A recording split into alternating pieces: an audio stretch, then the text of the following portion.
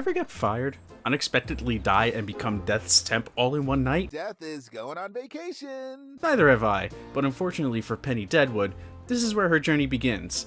Ladies and gentlemen, we've been working all day, and this is Flipping Death from Zoink Games on the Nintendo Switch. As I mentioned, Penny's dead after a freak incident causing her to plummet to her death. After traveling around the underworld, she bumps into Death itself, who's convinced Penny was the new temp. So this dude just goes on vacation to the moon and thinks that, hey, all is well. So with Penny now donning Death's clothing and scythe, she obtains the power to flip between worlds of the living and the dead, which she'll be using to solve the problems of both worlds, all the while trying to figure out the cause of her own death. In Flipping Death, the main mechanic is possessing body parts of the citizens in the living world, and navigating around the city to solve problems of those deceased. This is where the puzzle solving comes into play. In order to possess a human or animal, you have to acquire a certain number of these ghost critters, which aren't too hard to acquire. However, there are 3 different types of ghost critters wandering around and are sometimes well hidden within each chapter. Each chapter has multiple objectives, but one overall plot piece that connects everything together, which I personally think makes for good writing.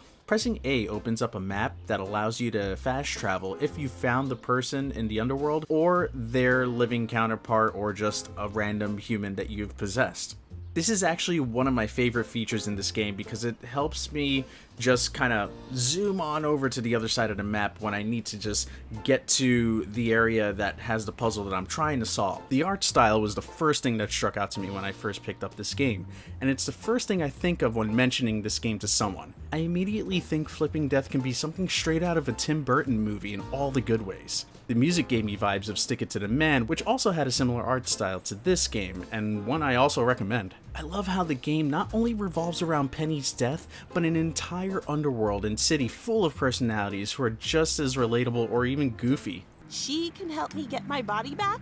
Where is she? Oh, kinda busy with my head actually on fire here, girlie! They all liven up a world full of the dead. The inner dialogues between the characters Penny can possess range between serious to quirky to just flat out hysterical.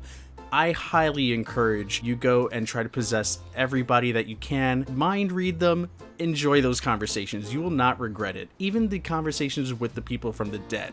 The writing is just top notch here, and it's some of the best I've seen in indie games. Now there is a bit of floatiness to Penny as you're platforming to get from one end to another, and I found this a bit frustrating at times when trying to run away from enemies, but I understand that it's part of the game and the way it plays because you are dead after all in your death, so there's going to be a bit of a floatiness there. I just wish it was slightly more tight, so that way I'm not always just trying to shoot up and fly off and just miss the platform enough that I don't land on it and end up in the water. Flipping Death is a fun puzzle platformer that isn't afraid to let you figure things out for yourself. Yeah, there's a hint system in place should you need it, but it's more fun to explore the environments and have all the inner dialogues with the people you possess, and finding the clues out for yourself. This is what being Death's temp is like, then being dead may not just be half bad, which is why Flipping Death is this week's Nintendo Spotlight. You can find it on the eShop for $19.99 digitally